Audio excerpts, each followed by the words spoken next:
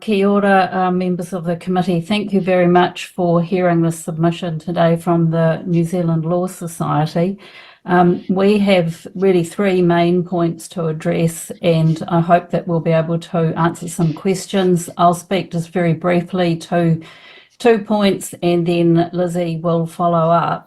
The main issue that I'm going to refer to is issues of principle from a public law and a rule of law perspective, and that the New Zealand Law Society recommends that any changes to Section 58 of the Main Act should await the outcome of the appeal to the Supreme Court, and after carrying out more extensive consultation with Māori. The first issue that I'm going to address is around the inconsistency with the Treaty of Waitangi, and the concern that the Law Society has is that the proposed amendments are inconsistent with the principles of the treaty. Our submission refers to the 2023 Waitangi Tribunal Inquiry report into the Main Act that found that aspects of the Act are inconsistent with the treaty principles, and that the whole Act fails to balance Māori rights against other public and private rights, and recommended that Section 58 be removed without substantial interruption test. But rather than addressing that issue, the proposed amendments seek to revisit the balance and further restrict the expression of Māori customary rights and interests in the Takutai Moana. The Waitangi Tribunal has further reported on the bill and the proposed amendments and reached the view that the amendments will breach treaty principles and that Māori are likely to suffer prejudice. And the detail of this is in our submission. I think at this point, I'd actually just like to address a question that I heard proposed by, a very important question that I heard proposed by a member of the committee earlier on to a submitter, saying, well, what should we do then? Are you just happy to leave the Act in place? Should it remain intact? And really the Law Society submission around this is that further engagement and consultation is required, that the Supreme Court process should be allowed to run its course, and if changes are required, there should be a comprehensive and extensive consultation process, not a truncated process. The second issue, which I'm going to refer to, is the retrospective effect and the interference with the judicial process, and the significance that this has to rule of law issues. We're looking at issues of comity and balance between the courts and Parliament. Yes, Parliament can make law that overturns decisions and reverses decisions of the court, but the scale, the nature, and the extent of the change, the convention is that this should apply with the least risk of it disturbing the constitutional relationships.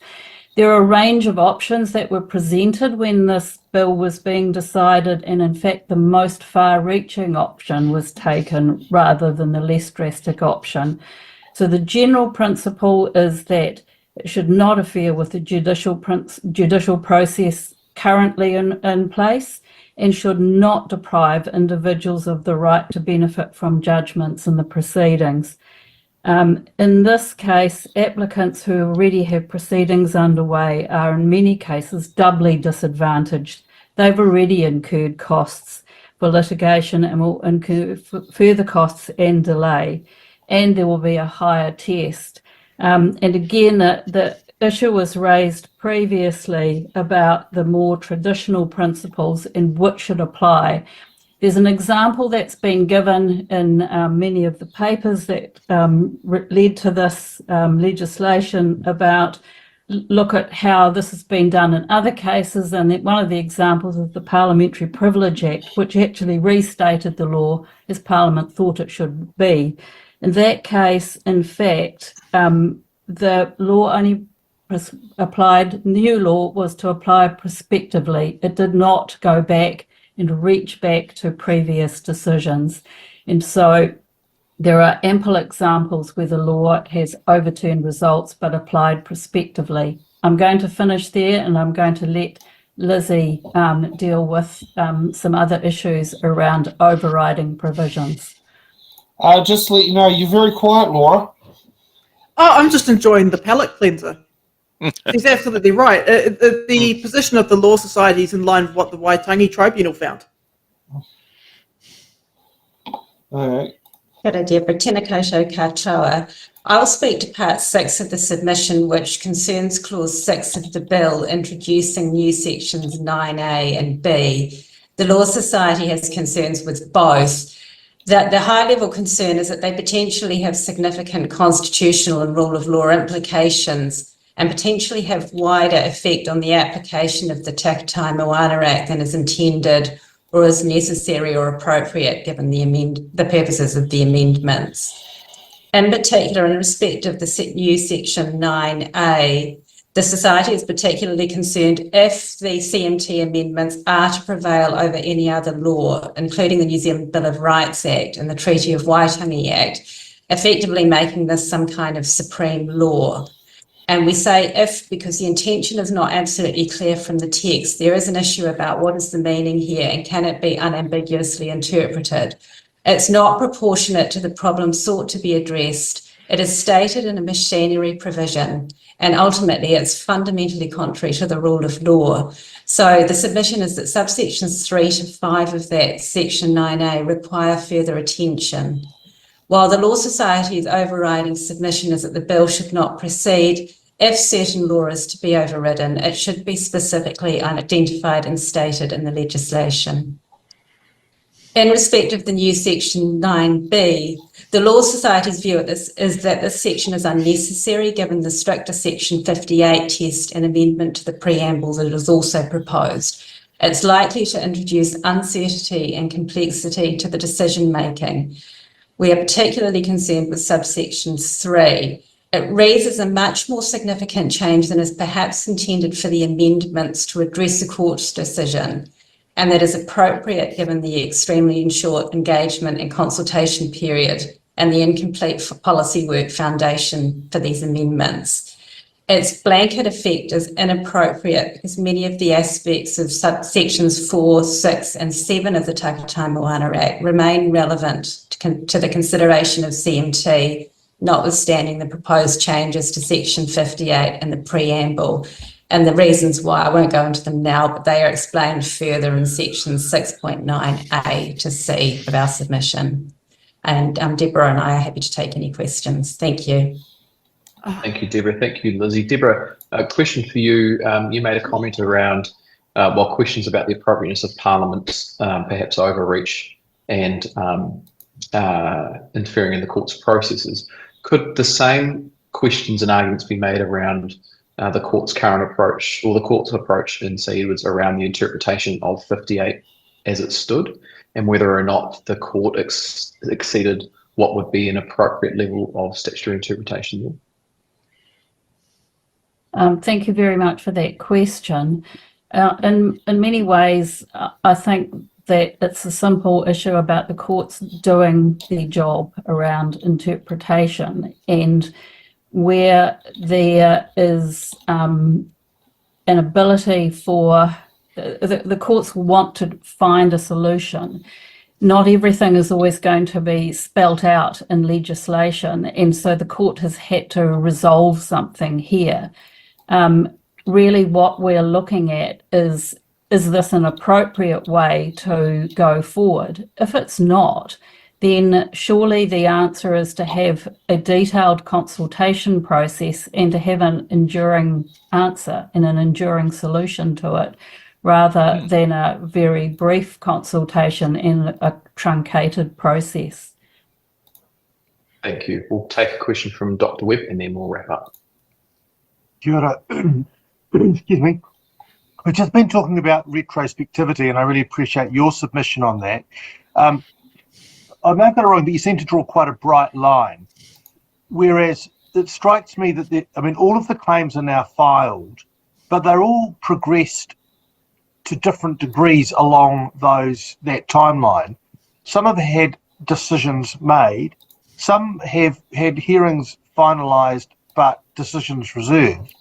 And I guess my question is, given the government isn't going to make it entirely non-retrospective, do you think a line can be drawn where, for example, the case is closed but the decision hasn't been made? Does that make sense? Or are there any other lines that could be drawn in terms of limiting retrospectivity?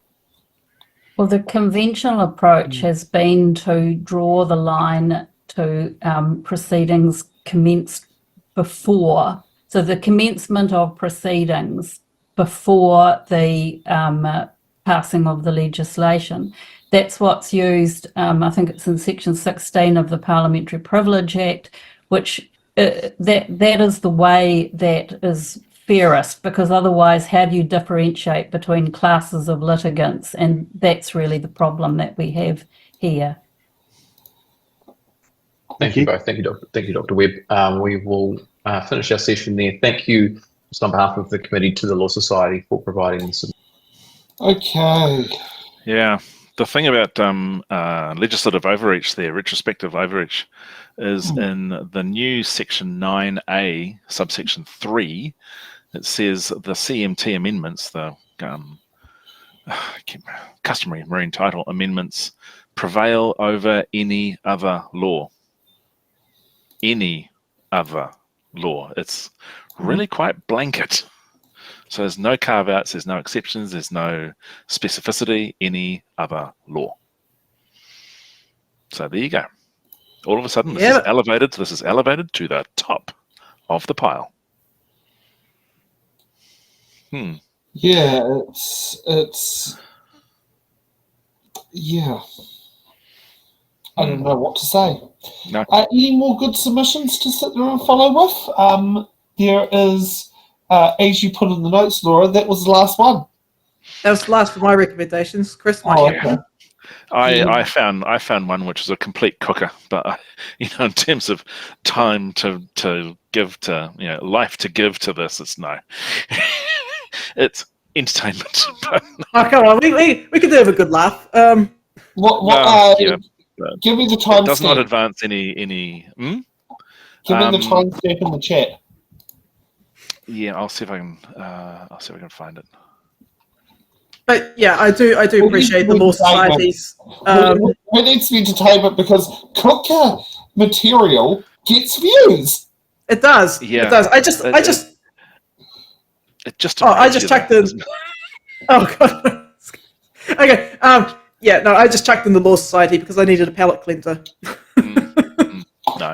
No, I don't think it's worth it, frankly. If you wanna go finding it, then it's one of the very first ones of the whole in-room committee. Was it Patrick O'Rourke? No, 2 or 3 after that one. Fiona McKenzie. That's the one. Yeah. Yes. All right. Okay. I haven't actually watched this one, so. No, it's not long. It's about 4 minutes. So. All right. Yeah. I mean, if you really want it, but no, I do not want my name associated with this in any kind of prejudicial way. I will cut this one will be cut out of the main one on there. So I'm just waiting for it to load. Yeah, but what's coming is a good demonstration of the mindset which is out there, which is we don't want to talk to our neighbours. Let alone anyone else in the world either, because they're all bad. There's some wacky, wild ideas out there. There's just like, Yeah. And the other thing that I appreciated about the Law Society's response was the recognition that this response, this amendment bill, is out of proportion to the problem they're trying to solve. And I guess that's a feature of this government, is they go big. Yep. They just in go the big. wrong They go direction. hard. It doesn't. Like I said, they have ideology. It doesn't.